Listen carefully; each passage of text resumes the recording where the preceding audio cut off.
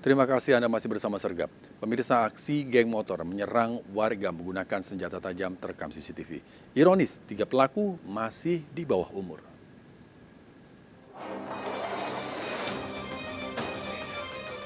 CCTV merekam aksi geng motor menyerang warga menggunakan senjata tajam di depan minimarket Jalan Poros Karyango, Dusun Padelo, Maros, Sulawesi Selatan. Korban panik masuk ke dalam minimarket menyelamatkan diri. Pelaku juga membawa kabur 1 alat pengeras suara. Berbekal rekaman CCTV, polisi menangkap 12 pelaku, 5 lainnya buron. Ironis, 3 diantaranya masih di bawah umur. Motif penyerangan para pelaku merupakan aksi balas dendam terhadap seorang bernama Tito yang diduga merupakan warga di wilayah tersebut. Namun saat melancarkan aksinya, pelaku salah sasaran. 7 kendaraan, kemudian ada yang tidak berboncengan. Iya, jadi ada 12 orang. Dia mencari si Tito itu untuk mungkin tujuan balas dendam mungkin. Tapi saat menjalankan aksinya itu dia juga mengambil barang. Betul, lokasi. iya. Namanya kejahatan, ya ada kesempatan. Pelaku terancam 12 tahun penjara, sementara 3 pelaku yang masih di bawah umur dikenakan hukum pidana anak. Dari Kabupaten Maros, Sulawesi Selatan, Wahyu Ruslan, iNews melaporkan.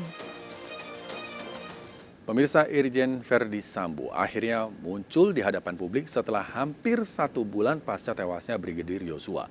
Meski mengucapkan bela sungkawa, Sambo tetap menyinggung perbuatan Brigadir Yosua terhadap Putri Candrawati, istrinya.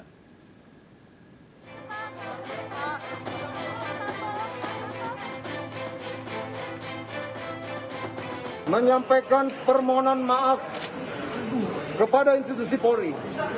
Demikian juga saya menyampaikan bela sungkawa atas meninggalnya Brigadir Joshua. Semoga keluarga diberikan kekuatan. Namun semua itu terlepas dari apa yang telah dilakukan saudara Yosua kepada istri dan keluarga saya. Meski mengucapkan bela sungkawa, Irjen Verdi Sambo tetap menyinggung perbuatan Brigadir Yosua terhadap PC, istrinya. Kadif Propam Polri nonaktif ini akhirnya muncul di hadapan publik saat memenuhi panggilan penyidik Bareskrim Polri untuk pemeriksaan terkait kasus penembakan yang menewaskan Brigadir Yosua di rumah dinasnya di kawasan Duren 3, Jakarta Selatan. Menurut Sambo, pemeriksaan ini merupakan keempat kalinya. Pemeriksaan hari ini adalah pemeriksaan yang keempat. Saya sudah memberikan keterangan kepada penyidik Polres Jakarta Selatan, Polda Metro Jaya, dan sekarang yang keempat di Bareskrim Polri. Irjen Verdi Sambo menjalani pemeriksaan selama 7 jam di Bareskrim Polri. Saya sudah memberikan keterangan apa yang saya ketahui, saya lihat, saya saksikan terkait dengan peristiwa yang terjadi di rumah dinas saya Duren 3. Mari sama-sama kita percayakan kepada tim khusus yang akan menjelaskan secara terang-benderang. Itu saja yang saya sampaikan. Untuk lengkapnya silakan tanyakan kepada penyidik. Verdi Sambo meminta masyarakat tidak membuat asumsi yang menimbulkan berbagai spekulasi. Usai penembakan yang menewaskan Brigadir Yosua 8 Juli lalu, PC istri Verdi Sambo mengalami trauma. Saya mohon doa agar istri saya segera pulih dari trauma dan anak-anak saya juga bisa melewati kondisi ini. Sekian dan terima kasih.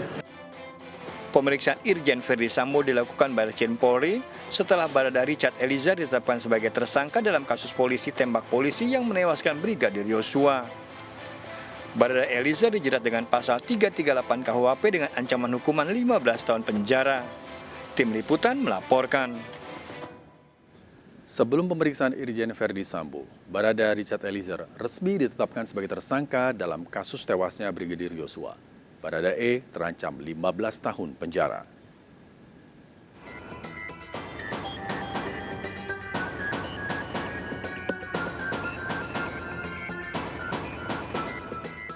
Bareskrim Polri telah menetapkan Barada E sebagai tersangka pada kasus polisi tembak polisi yang menewaskan Brigadir Nofriansah Joshua Huta Barat.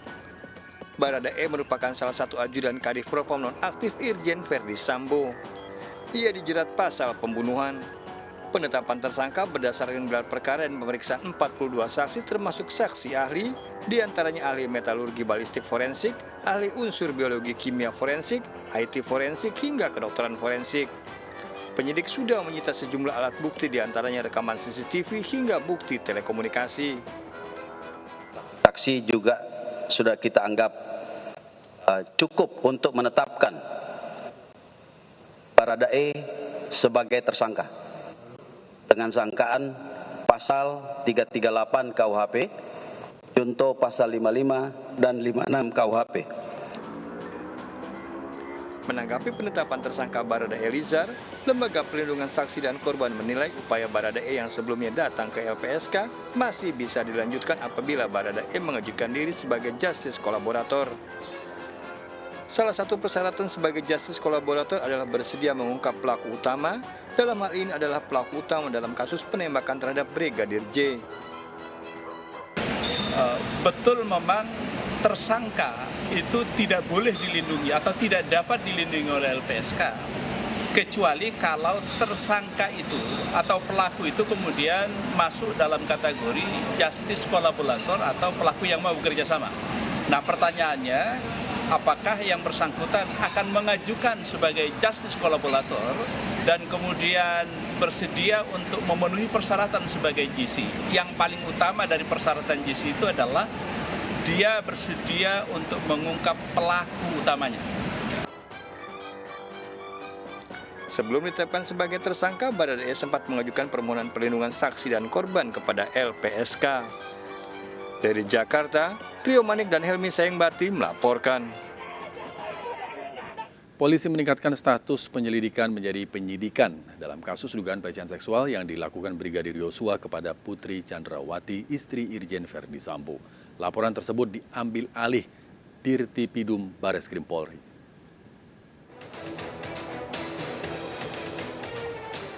Polisi meningkatkan status penyelidikan menjadi penyidikan pada kasus dugaan pelecehan seksual yang dilakukan mendiang Brigadir J kepada istri Irjen Verdi Sambo. Peningkatan status pemeriksaan tersebut dilakukan setelah PC istri Verdi Sambo 3 kali diperiksa tim penyidik. Laporan Ibu PC telah diambil alih oleh Dirtipidum Bareskrim Polri. Laporan sudah ditindaklanjuti dan dinaikkan statusnya dari penyelidikan menjadi penyidikan sesuai SP Sidik. Meski demikian, tim kuasa hukum meminta jika PC kembali diperiksa, tim penyidik merekam pemeriksaan tersebut agar tidak kembali mengulang. Hal ini karena penanganan terhadap korban pelecehan seksual berbeda dengan kasus lain yang bisa menimbulkan trauma bagi korban. Dari Jakarta, Muhammad Ardi melaporkan. 25 personil polisi, 3 diantaranya pejabat tinggi telah diperiksa tim khusus terkait kasus baku tembak yang menewaskan Brigadir Yosua. Pemeriksaan terkait lantaran tidak profesional dalam penanganan TKP. 25 personil polisi telah diperiksa tim khusus terkait kasus baku tembak yang menewaskan Brigadir Yosua. 3 diantaranya merupakan pejabat tinggi. Polri akan menjalankan pemeriksaan terkait dengan pelanggaran kode etik. Kapolri memastikan akan memproses jika ditemukan proses pidana.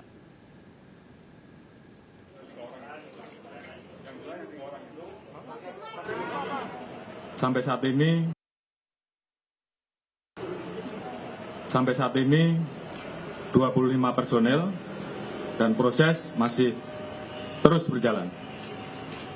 Di mana 25 personil ini kita periksa terkait dengan ketidakprofesionalan dalam penanganan TKP dan juga beberapa hal yang kita anggap bahwa itu membuat proses olah TKP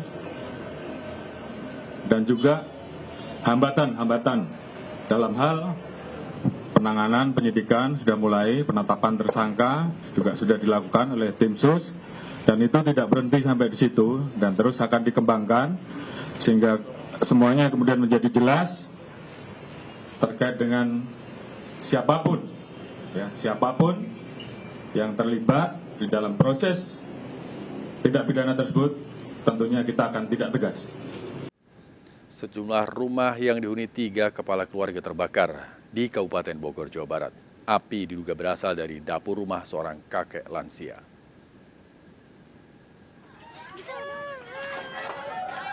Kobaran api membakar rumah warga di Kampung Muncang, Desa Sipak Jasinga, Kabupaten Bogor. Api keluar dari dapur rumah yang dihuni oleh seorang kakek dan keluarganya. Kebakaran diduga berasal dari korsleting listrik hingga merambat ke rumah tetangga sebelahnya. 2 rumah yang dihuni 3 kepala keluarga hangus terbakar.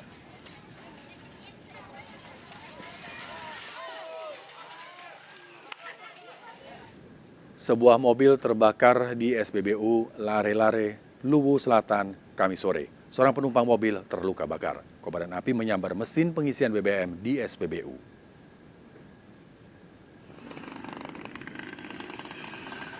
Sebuah mobil terbakar di SPBU Lare-Lare, Kabupaten Luwu, Sulawesi Selatan. Kobaran api menyambar mesin ke pengisian BBM di SPBU. Petugas berupaya memadamkan api sebelum meluas ke terminal BBM. Seorang penumpang mobil terluka bakar. Polisi melakukan olah TKP termasuk melakukan pengejaran terhadap sopir minibus yang kabur. Kebakaran diduga dipicu handphone yang dimainkan di atas mobil.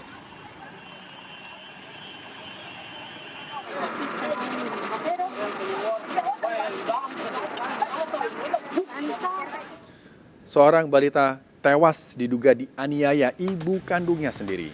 Mengapa sang ibu tega membunuh anaknya? Informasi selengkapnya akan kami hadirkan untuk Anda sesaat lagi.